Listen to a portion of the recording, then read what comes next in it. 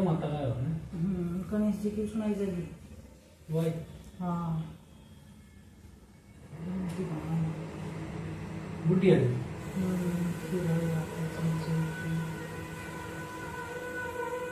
बोल दे तो नहीं सुन वीडियो ना।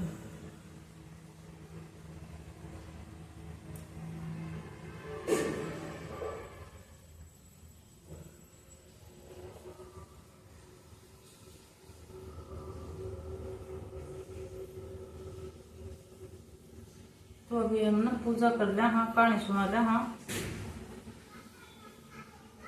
और उससे पहले जो अपने विधि विधान है, जो है विधि बोलिया करके याद में तो बोलो मैं तो सो जाएगा मेरा। तो सबका तिलक कर देंगे, ये तो कल डाले रखे मैंने, है ना।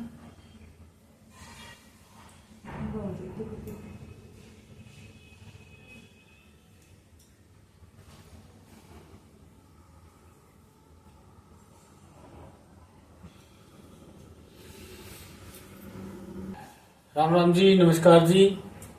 आज है अघोई व्रत कर, हाँ अघोई अष्टमी।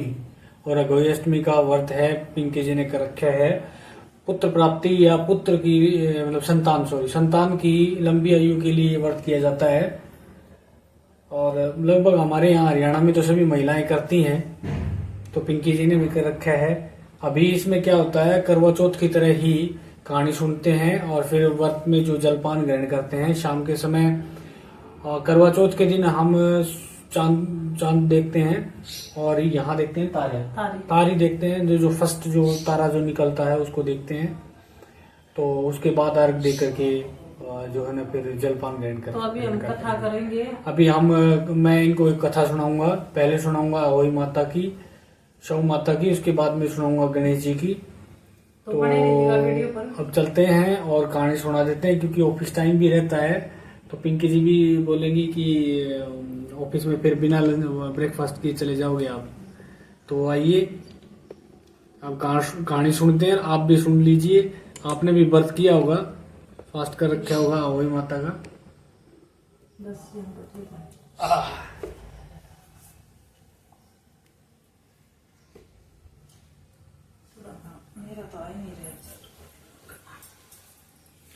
तो जी मैं कहानी सुना रहा हूँ। प्राचीन काल में एक साहूकार था जिसके 7 बेटे और 7 बहुएं थी।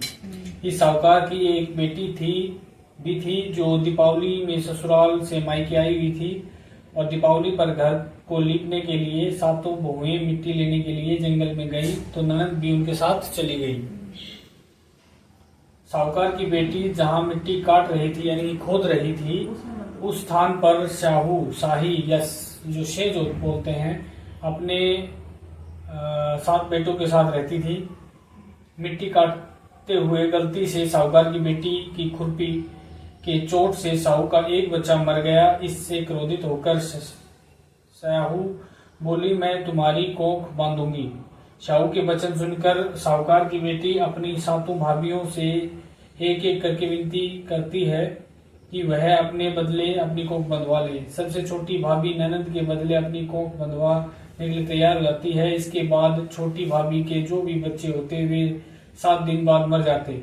7 पुत्रों की इस प्रकार से मृत्यु होने के बाद उसने पंडित जी को बुला करके इसका कारण पूछा। पंडित ने सुहाई गाय की सेवा करने के लिए सलाह दी। सुरही सेवा से प्रसन्न होती है और उसे साहू के पास ले जाती है। रास्ते में थक जाने पर दोनों आराम करने लगती हैं। अचानक साहूकार की बेटी बहू की नजर एक ओर जाती है। वह देखती है कि एक सांप गरुड़ पंखनी के बच्चे को डसने जा रहा है और वह सांप को मार देती है। इतने में गरुड़ पंखनी वहां आती है और खून बिखरा हुआ देखकर उसे लगता है कि छोटी बहू ने उसके बच्चे को मार दिया है। इस पर वह छोटी बहू को चोंच मारना शुरू कर देती है। छोटी बहू इस पर कहती है कि उसने तो उसके बच्चे की जान बचाई है। गरुड़ पंखनी इस पर खुश होकर वह सुरही सहित उन्हें साहू के पास ले जाती है। वहां साहू छोटी बहू की सेवा से प्रसन्न होकर उसे 7 पुत्र और 7 बहू होने का आशीर्वाद देती है। साहू के आशीर्वाद से छोटी बहू का घर पुत्र और पुत्र वधुओं से हरा भरा हो जाता है। जिस प्रकार से शाहू माता छोटी बहू को आशीर्वाद दिया और उसको संतान प्राप्ति और दीर्घायु दी, उस तरह सभी को दे। अब गणेश जी महाराज की हम कहानी सुनेंगे। तो ये अब शुरू करते हैं गणेश जी की कहानी कथा।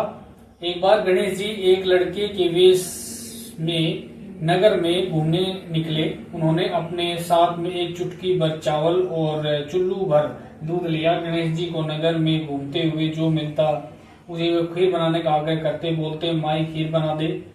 लोग सुनकर हंसने लगते। बहुत समय तक घूमते रहे लेकिन उन्हें कोई खीर बनाने वाला नहीं मिला। किसी ने ये भी समझाया कि इतने से सामान में खीर कैसे बनेगी, पर गणेश जी को तो खीर बनवानी ही थी, इसीलिए वो भी कोशिश करने लगे।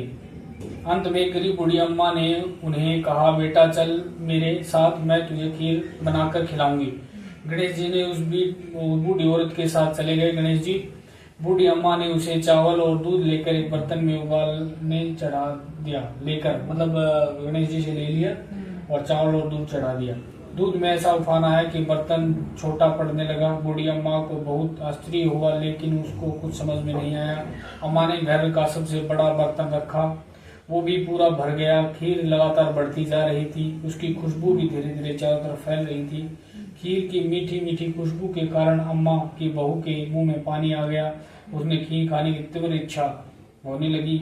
उसने एक कटोरी में खीर निकाली और दरवाजे के पीछे बैठकर बोली, ले गणेश तू भी खा, मैं भी खाऊं, और खीर खा ली। बूढ़ी अम्मा ने बाहर बैठे गणेश जी को आवाज लगाई, बेटा तेरी खीर तैयार है, आकर खा ले। गणेश जी बोले, अम्मा तेरी बहू ने भोग लगा दिया, मेरा पेट तो भर गया, अब खीर तू गांव वालों को खिला दे। बूढ़ी अम्मा जब गांव वालों को निमंत्रण देने आई तो सब उस पर हंस रहे थे और कह रहे थे कि अम्मा के पास खुद तो खाने के लिए है नहीं, वो हमें क्या खिलाएगी। लेकिन अम्मा के आग्रह पर फिर भी वो सब आए। बूढ़ी अम्मा ने सबको पेट भर खीर खिलाई।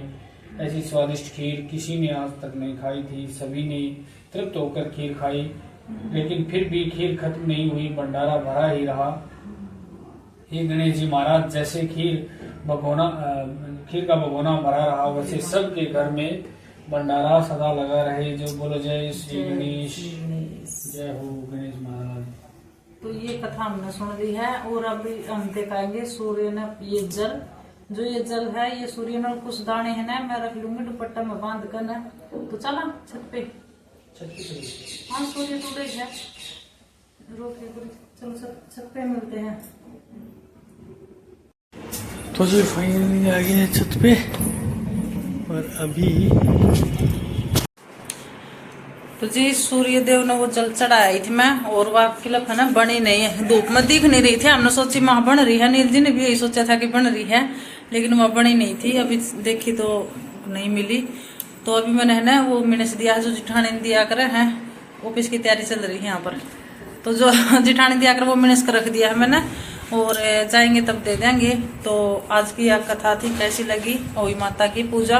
गांव में तो है ना हमारे सारी लेडीज इकट्ठी होकर ना और फिर करती हैं, कराया कर भैया एक लिए है तो एक लिए कराएंगे। स्वामी जी ने कहानी इस कथा सुना दी और मैंने सुन ली, पूजा पाठ कर दी है। तो इसलिए मैंने बखत तक करी नहीं, 12-1 बजे से कराया करें कामा में, तो क्योंकि ये ऑफिस में चले जाते फिर है ना।